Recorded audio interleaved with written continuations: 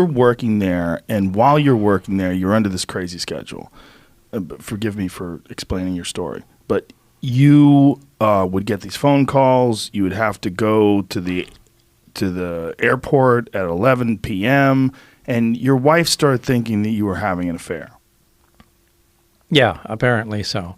Now, I did give my permission to have, as part of the, security clearance process, I gave written permission to have the phones monitored and things of that sort. So they weren't doing any covert stuff. They, with any Q clearance, which is civilian top secret clearance or military top secret clearance, they go talk to friends and, places you've been, make sure you're not connected to foreign countries. But, monitoring your phone is nothing unusual.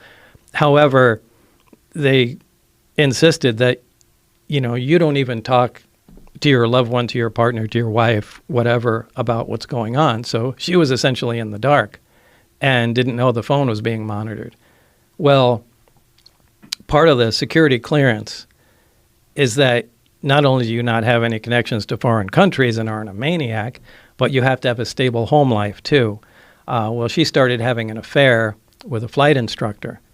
Now, they were monitoring this on the phone, and they knew it, and I didn't.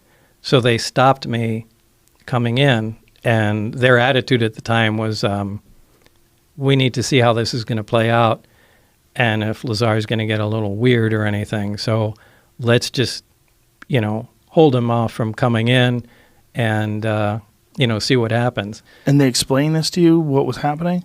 Well, after the fact, yeah, because time kind of went on, and there were guys that were following me around, and I started getting a little concerned, going, well, shit, are they booting me out of the project? And if so, they're not just going to let me hang out at home and go get a new job knowing what I know.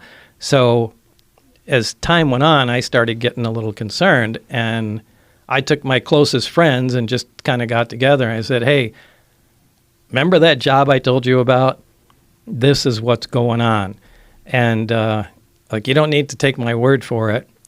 Wednesday night, we need to all go out here. I want to show you what's going on. So I took everybody, and we went out to, remember, since I had the test flight schedule, and went outside the base, out into the desert, and so everybody could see, one of the high-performance tests. And, it left quite an imprint on everybody, so they knew I wasn't. And there's videos crazy. of these tests, right? Yeah, but remember, this is it's in the dark in the 80s with a big monster-sized camcorder, and you got, a bright light jumping around. But, we did video of it, but there's no, by today's standards, it's... But is your video specifically available, the video that you took? Yeah, well, George Knapp has it. Is it online? Do you know? I have no idea. Jeremy? Yeah, I show clips of it in my film. It's online, and someone did a deep analysis of it. It was interesting to take a look at how... Pull this microphone up to your face. Give me about a fist from your face. All right. To see how his video looks now, but as far as video evidence, we are talking 80s camcorders. The most important thing is the human story here. Everybody that he took up there on 3 separate occasions, they don't all like each other. They don't all talk. They all agree on one thing. They saw something that night at the exact point in time and space that Bob Lazar said. And remember, this is 17 miles south of Area 51. No one even knew really about Area 51. We're talking Papoose Lake, and they all agree. They saw something that night they had never seen before, and they've never seen since, right when he said it. So that's one of the 6 things where I'm like, how did he know? You can dismiss him. I tried to dismiss it. But some things we can't get around, and there's about 5 or 6 of them.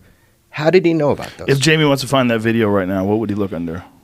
Bob Lazar, UFO, S4, Area 51, just kind of like that. So it's like the S4 UFO video, Bob Lazar, and a guy does an analysis, but you're analyzing these 80s videos. Right. He from the very beginning, Bob never said, I have proof of my story and I'm going to tell the world. He said at the very beginning, I cannot prove my story. That's not why I'm telling this. George Knapp convinced him to tell people, and he lived through it, and I didn't believe it either until I talked with George.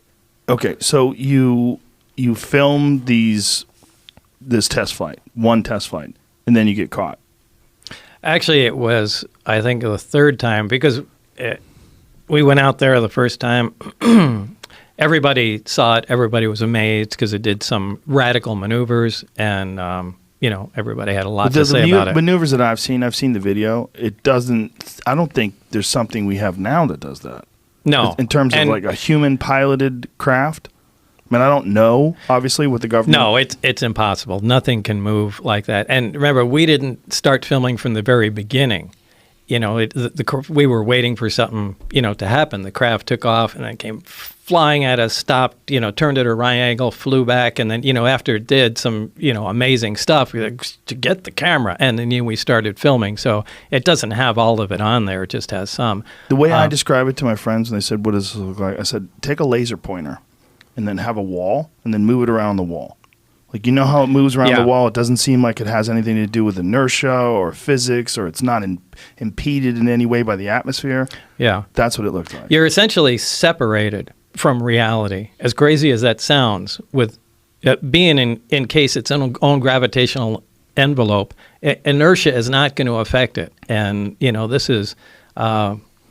this is how some of those recent sightings with Commander David Fravor, I'm sure you've heard of the Tic Tac UFO. I mean, he describes exactly, the thing operates exactly the way I was describing. That's why he was interested to talk to me.